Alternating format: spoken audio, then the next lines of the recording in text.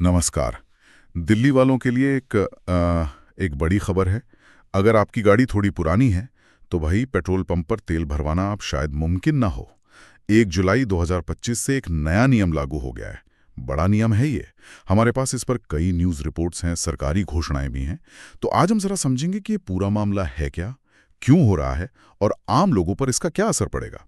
तो सबसे पहले ये नियम है क्या असल में। सीधी सी बात यह है कि अगर दिल्ली में आपकी पेट्रोल गाड़ी 15 साल से ज्यादा पुरानी है, हाँ, या डीजल गाड़ी 10 साल से ज्यादा पुरानी है, हाँ, तो अब आप उसमें पेट्रोल पंप से तेल नहीं डलवा सकते। बिल्कुल। और ये सिर्फ कोई कागजी बात नहीं है, इसे लागू करने का भी पूरा इंतजाम हो रहा है। अच्छा, कैसे? दिल्ली के ज्यादातर, आप समझिए करीब 90% पेट्रोल पंपों पर वो ऑटोमेटिक नंबर प्लेट पढ़ने वाले कैमरे लग रहे हैं। ANPR कहते हैं इनको। हाँ हाँ, ANPR कैमरा। और ये कैमरे सीधे गाड़ी के सरकारी डेटाबेस से जुड़े होंगे। साथ ही ट्रांसपोर्ट डिपार्टमेंट, पुलिस, MCD, इनकी टीमें भी नजर रखेंगे। अच्छा, तो ये कैमरे पहचान लेंगे कि कौन सी गाड़ी पुरानी है। हाँ, फौरन। और अगर कोई पकड़ लिया गया तो क्या होगा फिर, जुर्माना वगैरह? है और सख्त है। 4 पहिया गाड़ी पर सीधा 10,000 रुपए का जुर्माना। 10,000? हाँ, और 2 पहिया पर 5,000 रुपए। और सुनिए, सिर्फ जुर्माना नहीं है, गाड़ी जब्त भी हो सकती है। जब्त? हाँ, उसे उठाकर ले जा सकते हैं और यहाँ तक कि स्क्रैप कबाड़ में भी भेज सकते हैं। पेट्रोल पंप वालों को भी हिदायत है कि वो तेल ना दें और इसका रिकॉर्ड रखें। हर हफ्ते CAQM को रिपोर्ट भी करना है। अरे बाप रे, 10,000 रुपए जुर्माना और गाड़ी जब्त। ये तो बहुत से लोगों के लिए बड़ा बड़ा झटका होगा। क्या ये नियम सिर्फ दिल्ली शहर के लिए अभी, या आसपास भी? देखिए, अभी तो दिल्ली में ही लागू हुआ है, पर प्लान इसे पूरे NCR में फैलाने का है। अच्छा। धीरे धीरे स्टेप्स में। हम्म। पहले फेज में गुरुग्राम, फरीदाबाद, गाजियाबाद, गौतम बुद्ध नगर और सोनीपत। ये शायद 1 नवंबर 2025 तक। ओके। और फिर पूरे NCR में।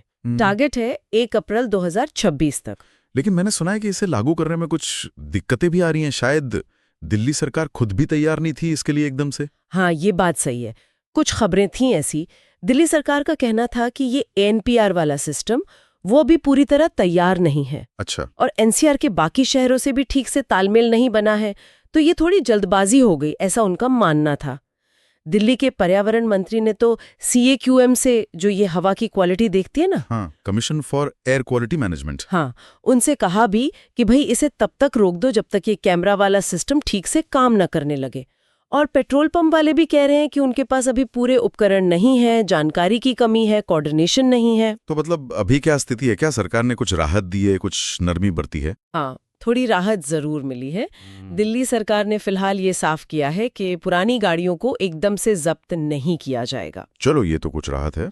और वो एक नई पॉलिसी लाने पर भी विचार कर रहे हैं, जो गाड़ी की उम्र के बजाय इस पर आधारित होगी कि गाड़ी असल में प्रदूषण कितना फैला रही है, एमिशन के आधार पर।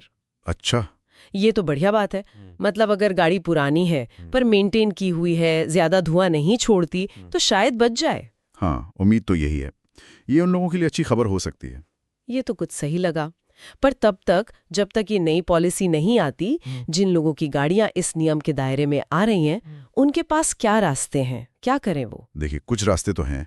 एक तो ये कि आप NOC ले लें, नो ऑब्जेक्शन सर्टिफिकेट। हाँ, अनापत्ति प्रमाण पत्र। हाँ, वो लेकर अपनी गाड़ी दिल्ली के बाहर किसी दूसरे राज्य में बेच दें या किसी रिश्तेदार को ट्रांसफर कर दें। ठीक है, यह जैसे नई गाड़ी खरीदने में छूट या टैक्स में रियायत।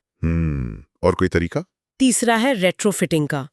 आप अपनी पुरानी गाड़ी में इलेक्ट्रिक किट लगवा लें, पेट्रोल डीजल इंजन हटाकर इलेक्ट्रिक मोटर और बैटरी। अच्छा, इलेक्ट्रिक बना लें। हाँ, लेकिन फिर उसकी फिटनेस जांच करवानी होगी बाकायदा, कि वो सड़क पे चलने लायक है या नहीं। समझ गया। तो चलिए एक बार फटाफट समेट लेते हैं पूरी बात को।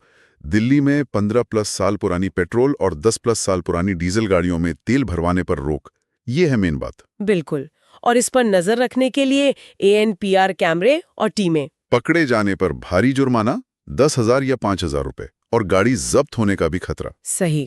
पर इसे लागू करने में जो तकनीकी दिक्कतें आईं, उसकी वजह से दिल्ली सरकार ने फिलहाल जब्ती पर रोक लगाई है, और वो उम्र की जगह एमिशन यानी उत्सर्जन के आधार पर नियम बनाने की बात कह रही है। हाँ, और तब तक गाड़ी मालिकों के पास बेचने, स्क्रैप करने या फिर इलेक्ट्रिक बनवाने के विकल्प हैं। बिल्कुल। दिल्ली सरकार और CAQM मिलके ये भी देख रहे हैं कि ये नियम कितना असरदार है।